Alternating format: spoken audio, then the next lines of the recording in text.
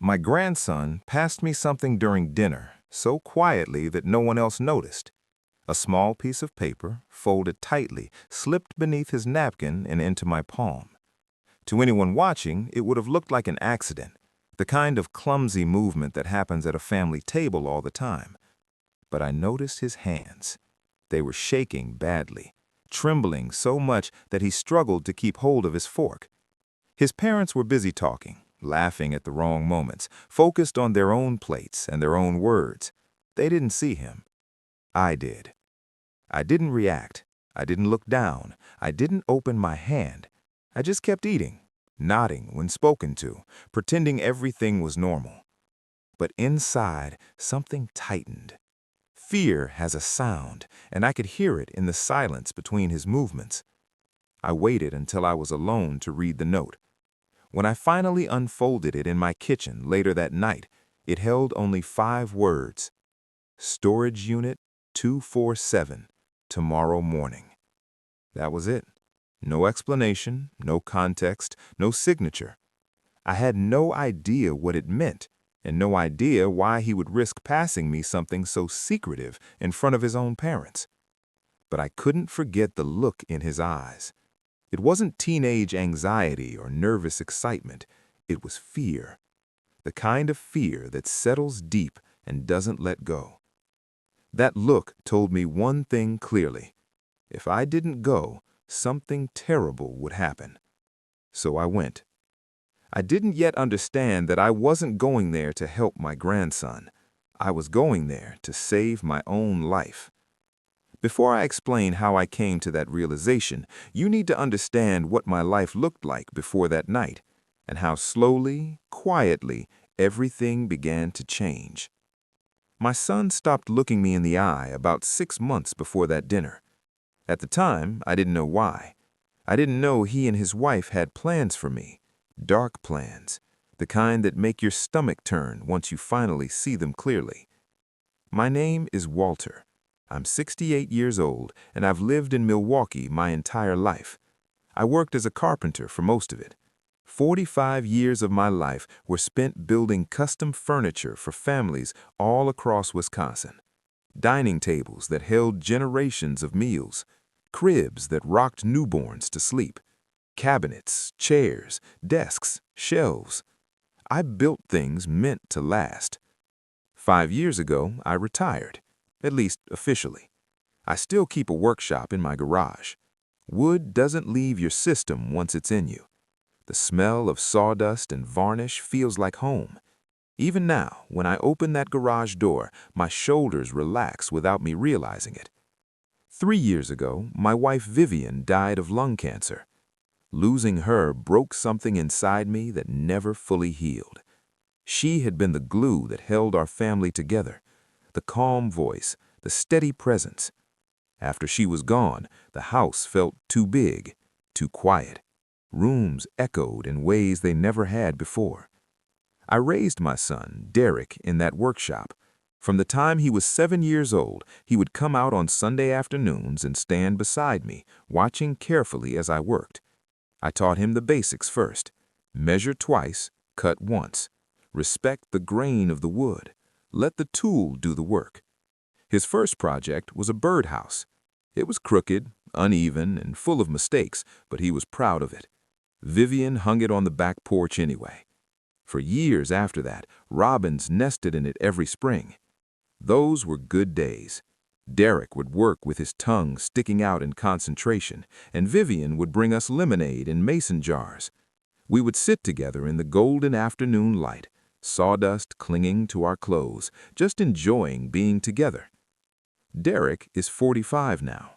He went into real estate development about 20 years ago. At first, he did well.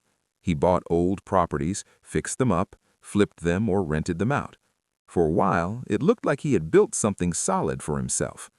He married Vanessa when he was 28. She's 38 now. On the surface, she seems perfect. Always smiling, always polite, always prepared. Meals on the table, the right words at the right time. They've been married for 17 years. They have one son, Owen, my grandson. He's 17 now, and he reminds me of Derek when he was that age.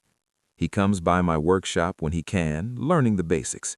He has good hands, careful hands, patient hands. 2 years ago, Derek's business started to fall apart. A major development project collapsed when financing fell through. He tried to save it by taking on debt, a lot of debt. I found out later that it totaled $850,000. At the time, all I knew was that my son looked exhausted, thin, worn down, like someone who hadn't slept properly in months. I had helped him once before, back in 2015. I loaned him $50,000 for his first property purchase. He paid me back every cent. I had been proud of him for that. It felt like proof that I had raised him right. But 6 months ago, something shifted. Derek stopped visiting as often. When he did come by, he wouldn't look me in the eye, not the way he used to. His gaze would slide away, land on a wall, a tool, anything else. His laugh sounded forced. His hugs felt empty. I asked him if everything was okay. He told me work was stressful, but that he was fine. I believed him because I wanted to, because he was my son, because trust is easier than doubt. I wish I had known then what I know now. I wish I had understood that sometimes the people you love most are capable of things you never imagined. Then came that Tuesday dinner, the night everything changed. The note came during dessert. Vanessa had made apple pie. She was talking cheerfully about a sale at the mall, her voice light and practiced. Derek sat across from me, pushing his fork through the pie without eating much. Owen was sitting beside me. That's when his hand found mine under the tablecloth. I felt the paper, small and tightly folded. He pressed it into my palm and pulled his hand away quickly. When I looked at him, his eyes stayed locked on his plate. His hands were shaking again. I kept the note hidden. I finished my pie. I listened to Vanessa talk. Derek barely spoke at all. After dinner, I hugged Owen a little longer than usual. Then I drove home. In my kitchen, under the yellow light above the table, I unfolded the note. The next morning, I drove to the storage facility. It was a large, impersonal place with rows of orange metal doors. Unit 247 was on the second floor. I punched in the numbers written on the note. The lock clicked open. Inside were 3 cardboard boxes stacked neatly in the corner. I turned on my phone's flashlight and opened the first box. That was the moment everything I thought I knew collapsed. Inside were documents, my will, my life insurance policy, valued at $750,000, bank statements, the deed to my house, every detail of my finances laid out neatly, as if someone had been studying my life closely. The second box made my stomach drop. A small glass bottle with an unfamiliar label, syringes, latex gloves, and a notebook. Derek's handwriting. I could recognize it anywhere. I taught him cursive when he was 7 years old. I knew the loops, the slants, the way he crossed his letters. The pages outlined a plan, week by week. Small doses mixed into morning coffee, increasing gradually. Confusion and memory problems expected. Final dose designed to look like a heart attack. Natural causes. My hands began to shake as I read. The third box contained photographs. Me at the grocery store. Me at woodworking meetings. Me getting the mail in my driveway. My routines, my schedule, my life documented like a surveillance file. I sat down hard on the cold concrete floor. This was real. This wasn't fear or imagination or misunderstanding. This was my son's handwriting, my son's plan. I sat there for a long time, staring at those pages, feeling something inside me fracture completely. And that was when I understood why my grandson had been shaking. That was when I understood why he had risked everything to warn me. That was when I realized that if I did nothing, I would not survive. I stayed sitting on that cold concrete floor longer than I can accurately measure. Time stopped behaving normally in that storage unit. The buzzing fluorescent light above me hummed without rhythm, and my breath sounded too loud in my own ears. The notebook lay open in my hands, pages trembling as badly as my fingers were. Those familiar curves and angles in the handwriting felt like a betrayal all on their own. I had taught those hands how to write. I had corrected those letters. I had praised that effort. And now those same hands had written instructions for my death. At first, my mind tried to escape. It reached for excuses. Maybe I was misunderstanding something. Maybe it wasn't finished. Maybe it was some kind of twisted fantasy that would never be acted on. But the boxes were too organized. The details were too precise. The photographs showed patience and planning. This wasn't a thought. This was preparation. I felt a strange calm settle in after the initial shock.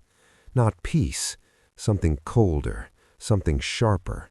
The kind of clarity that arrives when denial finally collapses under the weight of evidence. I could have left right then. I could have closed the boxes, locked the unit, and driven home, pretending I had never seen any of it. I could have made my morning coffee the way I always did. Let Friday come. Let whatever was planned unfold exactly as written. It would have been easier in a terrible way. No confrontation, no truth spoken out loud, no destroying what little remained of my family.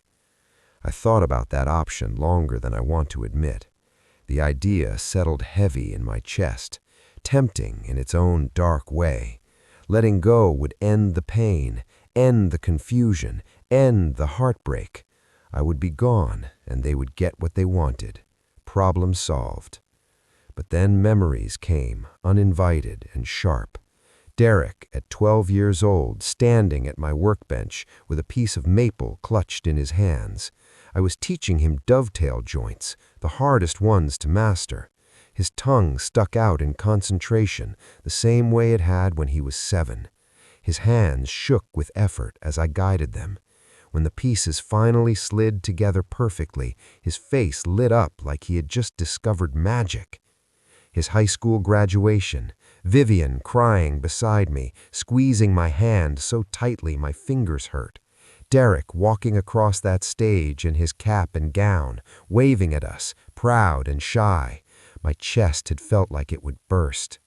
Then Vivian's funeral 3 years ago. Derek coming to me after everyone else had left, falling into my arms and crying the way he had when he was a child. We stood there for nearly 20 minutes while he sobbed. I told him we would get through it together, that family doesn't abandon each other. That was the man I thought I knew. Maybe the debt had crushed him. Maybe fear had eaten away at his judgment piece by piece until he couldn't see any other way out. Maybe it didn't matter why. I sat there asking myself the hardest question I've ever faced. Did I have the right to stop this, to expose what my own son had planned and destroy his life in the process? But then I thought about Owen, 17 years old, hands shaking under the table, fear in his eyes as he passed me that note. Somehow he had figured it out. Somehow he had been brave enough to warn me, knowing it meant betraying his own parents. If I let this happen, Owen would be left alone with them afterward, living under the same roof as people capable of planning murder, carrying the weight of what he knew, the guilt, the fear. And if they realized he knew, what would stop them from deciding he was a problem too? Owen needed me. More than that, Owen had saved me. That realization settled everything. I stood up slowly, my knees cracking, my back aching. I was 68 years old, tired and heartbroken, but I wasn't finished. I pulled out my phone and started taking pictures, every page of the notebook, every document, every photograph. I backed everything up to the cloud, sent copies to my email, evidence, proof, the truth written in my own hand. When I was done, I put everything back exactly where I had found it, closed the boxes, stacked them neatly, turned off my flashlight, locked the unit behind me. My hands were steady when I drove home. No tears came then, no shaking, just a cold, clear determination settling into my bones. I knew what had to be done, even if it broke what was left of my heart. That night, Owen didn't call. He only texted, short messages, careful words. So when my phone rang at 9 o'clock that Wednesday night, I knew something was wrong. "Grandpa," he said, his voice cracking. He sounded like a scared little kid again. I asked him what was wrong, trying to keep my own voice calm. He told me he had overheard his parents arguing about a month ago. He couldn't sleep and had gone downstairs for water. They were in Derek's office. Vanessa was yelling about money, about losing everything, about $1.5 million. Then Derek said my name. Vanessa asked if I had life insurance. That was when Owen knew something was very wrong. After that, Derek started acting strange around him, wouldn't let him eat anything Vanessa cooked, told him to grab food on campus instead. He followed him one day and watched him go to the storage facility. He saw Derek punch in Owen's birthday as the code. When Owen went in later, he saw everything. For 2 weeks he had been avoiding food at home, eating at school, pretending nothing was wrong. By the time he finished talking, he was crying. I told him he had done the right thing, that he was the bravest kid I knew. I told him to stay in his room that night and not eat or drink anything they gave him. After we hung up, I sat alone in my kitchen for a long time. Then I made a call I hadn't made in years. Vincent Porter, retired Milwaukee Police Department detective, my best friend for over 40 years. I told him I needed help. By 10:30, I was sliding into a booth at a diner on South 27th Street. Vincent was already there, drinking black coffee. He didn't ask questions at first. He just looked at me and waited. I showed him the photos from the storage unit. He didn't react much. Cops rarely do, but his jaw tightened. He asked if I had a plan. I told him I needed cameras, wireless, and I needed someone still on active duty, someone who would move fast once we had proof. He said he knew the right people. And then I told him I needed to get inside Derek's house. Vincent looked at me for a long moment and asked if I was sure. I told him I was. He sketched out the plan on a napkin. I would call Derek in the morning, tell him I was worried, ask to stay a few days. He would believe it because desperation makes people believe what they want to believe. Thursday night, we would record everything. Friday morning, we would act. When I left the diner, I felt something strange. Fear was still there, but it was joined by resolve. The next morning, I called my son, the son who wanted me dead. I kept my voice steady, told him I was worried, said maybe I should stay a few days. There was silence on the line, then Vanessa's voice in the background. Then Derek agreed. I hung up and stared at my phone, and I packed an overnight bag. By the time I pulled up to Derek's house that afternoon, the sky was gray and low, the kind of overcast that presses down on you without rain. The house sat there like it always had, quiet and ordinary, a craftsman-style place with a wide porch and white railings. I had helped him buy it 12 years ago. Back then, it had felt like a milestone, proof that my son was building something solid. Now it felt like enemy territory. Vanessa opened the door with the same perfect smile she always wore. Blonde ponytail, cream-colored sweater, calm eyes. She hugged me and told me how good it was to see me. Her voice was warm, practiced, effortless. She said Derek was in the living room and that Owen wasn't feeling well and was upstairs. I knew better. Owen was exactly where we had planned. Derek stood when he saw me, dark circles under his eyes. His hands trembled just slightly when he reached out to shake mine. He looked like a man who hadn't slept in weeks. Dinner that night felt unreal. Vanessa served pot roast, roasted carrots, and mashed potatoes. Everything looked perfect. She laughed easily and asked me about woodworking, about old projects, about anything that didn't matter. Derek barely touched his food. He pushed it around on his plate, eyes unfocused. Owen sat across from me, pale and quiet, his fork scraping against the plate now and then. Vanessa talked about family, about how lucky we all were to have each other. I looked at her and felt nothing human behind her eyes. No guilt, no hesitation, just calculation. Later that night, when the house finally went quiet, Owen slipped into my room with a small backpack. Inside were 3 tiny wireless cameras. Vincent had kept his word.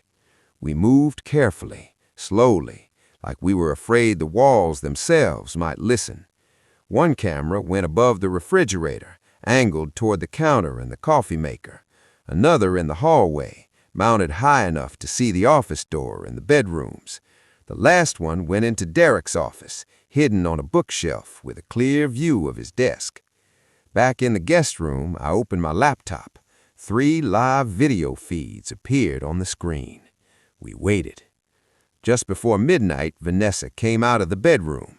She moved down the hallway quietly, checking once to make sure Derek was asleep. On the screen, I watched her enter the kitchen. She went straight to the cabinet above the sink. She took out a small bottle filled with clear liquid, no label. She unscrewed the cap, poured it into the coffee container, stirred it, sealed it again, and put it back exactly where it belonged. Her movements were calm and practiced. She wiped her hands on a dish towel and went back upstairs. Owen's breathing beside me was shallow.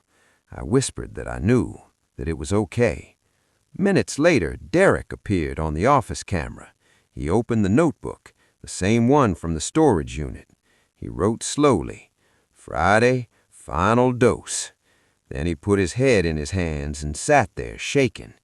Vanessa appeared in the doorway. She asked if it was ready. He said tomorrow. She reminded him of the debt, of the future, of the money. And then she left. I saved everything. Every second, backed it up multiple times, sent it to Vincent. I wasn't taking chances. Before dawn, I went downstairs. I removed the contaminated coffee grounds and replaced them with fresh ones I had brought from home. I sat at the kitchen table and waited. When Vanessa came down and saw the coffee already brewing, something flickered across her face. Panic, just for a moment. Then it was gone. Derek came in later. One look at me drinking coffee told him everything. By the time the police arrived, there was nothing left to say. Melissa Brooks stood at the door with a warrant. Vincent was there too. The evidence played on my laptop while officers searched the house. The contaminated grounds were recovered. The notebook was found. Vanessa didn't deny anything. Derek collapsed.